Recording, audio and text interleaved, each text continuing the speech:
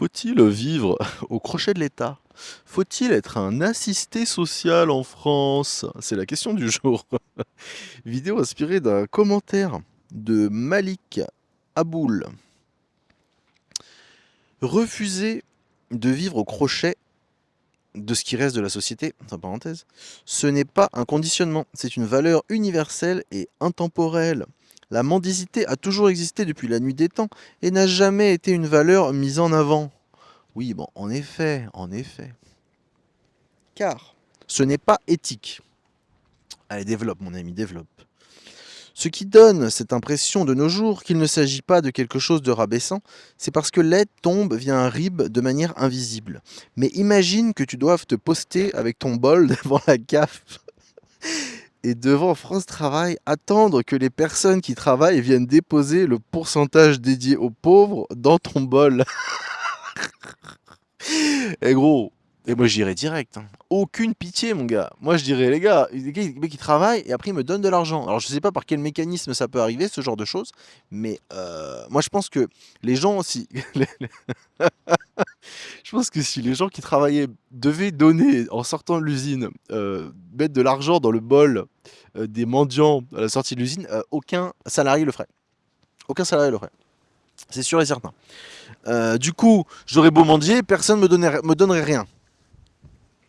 Ce qui se passe en France, c'est que tu es volé tous les salariés, tous les entrepreneurs, tous les libéraux, etc. Ces gens-là sont volés par l'État, d'accord? Donc, l'État se sert directement sur ton brut, sur ton salaire, ou sur tes charges, tes taxes, ta TVA, etc.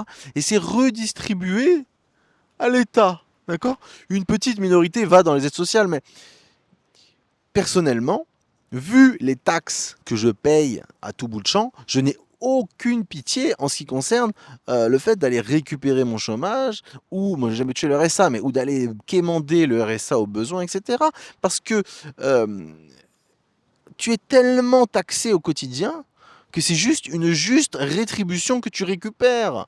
Regarde le nombre d'années que tu as cotisé, mon ami. Regarde le nombre d'années que tu as cotisé pour le chômage, tu as cotisé pour la retraite, tu as cotisé pour la sécurité sociale. Et donc toi, en tant que gentil soldat, tu vas juste payer pour les autres sans rien récupérer. Le calcul n'est pas bon. Le calcul n'est pas bon. Imagine que le procédé se fasse de manière réelle et non informatique. Tu as imaginé ça? Tu aurais honte. Ne me dis pas le contraire.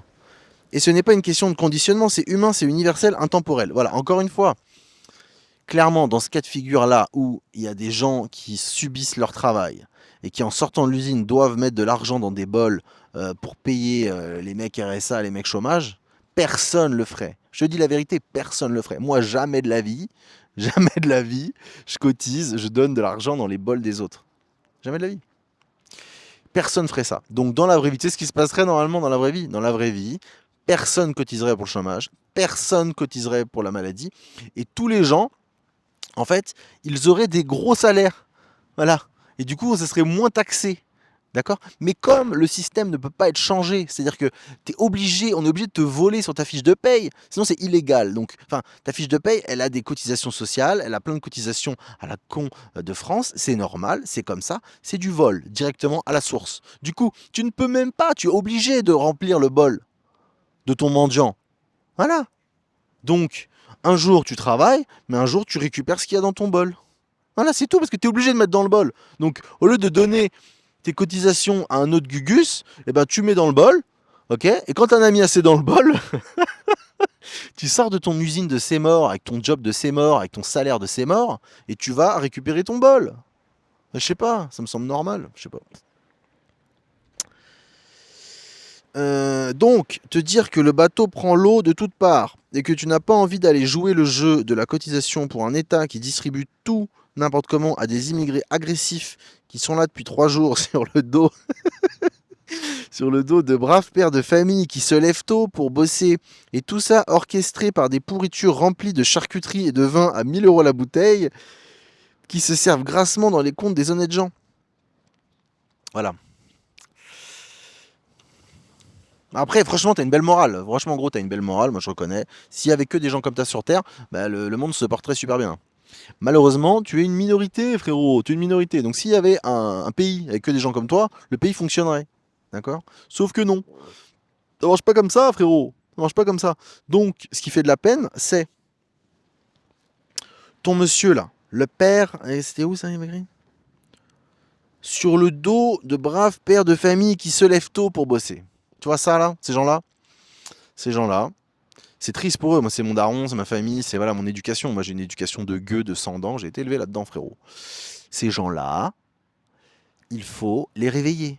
D'accord? Il faut les réveiller. Il faut leur enlever leur morale d'esclave, leur morale de travailleur. D'accord? Moi, j'ai été baigné là-dedans. En mode, oui, il faut travailler, c'est bien. La morale d'esclave, la morale de travailleur. Je voyais mes darons se lever tôt, rentrer tard, le week-end crevé. Après, ça va dans les Ikea, ça va au McDo, c'est content de participer à la consommation avec un job de merde, avec des journées de merde. Vraiment une vie de chien, quoi. Une vie, mais. Aïe, aïe, aïe, aïe, aïe. Voilà. En fait, il faut, pour moi, il faut arrêter avec ça. De toute façon, la Gen Z, là, c'est terminé tout ça. Il n'y a personne qui est dans ce délire là, de travailler, frérot. C'est un truc d'ancien. C'est un truc d'ancien, cette mentalité-là. C'est terminé, les gars. Je t'ai dit, c'est terminé, cette mentalité. Qui sève grassement dans les comptes. Ça, je le comprends tout à fait. Et si ça ne tenait qu'à moi, j'imagine pas la boucherie. Le mec en mode, il est violent. T'es violent, frérot. Voyons. On n'y résout pas les choses par la violence. Mais ça ne change rien. À la première partie de mon message, venir se rajouter, alourdir le dos des braves parce que toutes les pourritures le font et parce que ça va s'effondrer, ce n'est pas éthique, ce n'est pas chevaleresque. Putain, c'est beau ton dernier mot, mec, est magnifique. Ouais. Non, mais je reconnais, hein. Je reconnais, frérot.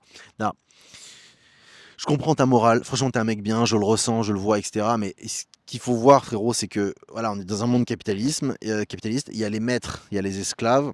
Il y a la morale d'esclave et il y a la morale de maître, d'accord? Donc là, toi, clairement, tu me balances là de la morale d'esclave à tout bout de champ. Oui, il y a une certaine forme de noblesse à travailler, à ne pas participer aux aides sociales, etc. Je vois le côté chevaleresque. Je vois le côté un peu nationaliste, patriote. Je vois le côté, voilà, le mec bien. T'es un mec bien, frérot. T'es un mec bien, voilà.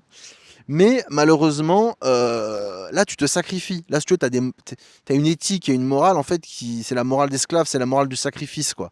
C'est vraiment, tu veux te tuer à la tâche, quoi. Pour le plaisir d'être quelqu'un de bien. Non. Non, non. Le système est en effondrement, c'est fini, frérot. C'est terminé. Et surtout quand tu viens d'en bas comme toi. Que bah là,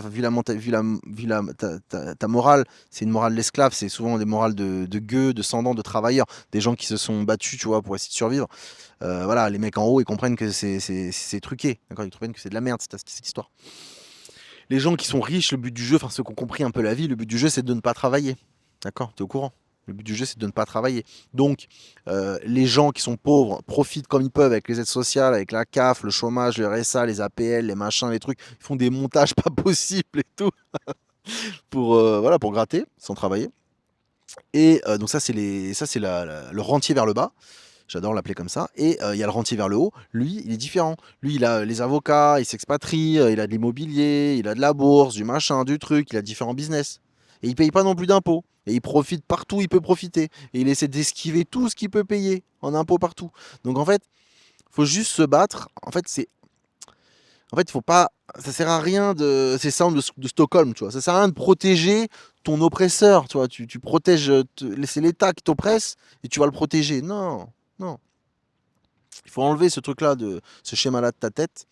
Il faut plutôt se dire que c'est l'ennemi. Donc, peu importe ton niveau de classe sociale, si tu viens d'en bas, de la classe, tu viens de très d'en bas, de la classe moyenne ou des riches, à chaque niveau, tu as des moyens de te mettre bien, d'essayer de sortir comme on dit, l'épingle de son jeu, voilà, de sortir l'épingle de ton jeu et d'améliorer tes conditions de vie pour toi et ta famille, tu vois. Mais en la jouant malin, en enlevant tout ce côté, cette morale d'esclave. Il faut la faire virer, il faut la virer ta morale d'esclave. Il faut la virer parce que tu te mets des bâtons dans les roues, frérot. Tu te mets des bâtons dans les roues.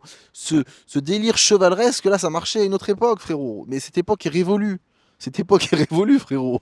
Regarde les jeunes générations. Les moins de 20 ans, frérot. Vas-y, va leur dire ce que je te raconte là. Je suis pas sûr qu'il y en ait un seul. Je suis pas sûr qu'il y en ait un seul qui te suive. Bon, les gars, si vous avez moins de 20 ans, Vous allez mourir pour l'État? Vous allez payer vos impôts, ne jamais profiter des aides, faire que bosser, bosser, bosser et tout donner à l'État? Dites-moi en commentaire, les gars. Dites-le moi en commentaire. Bon, bah dites-moi ce que vous en pensez. Est-ce qu'il a raison, le frérot? C'est moi qui suis un vilain capitaliste, égoïste, tout ce que tu veux. Anarchiste, je sais pas trop quoi. Bon, les gars, je vous fais des bisous. À plus. Ciao.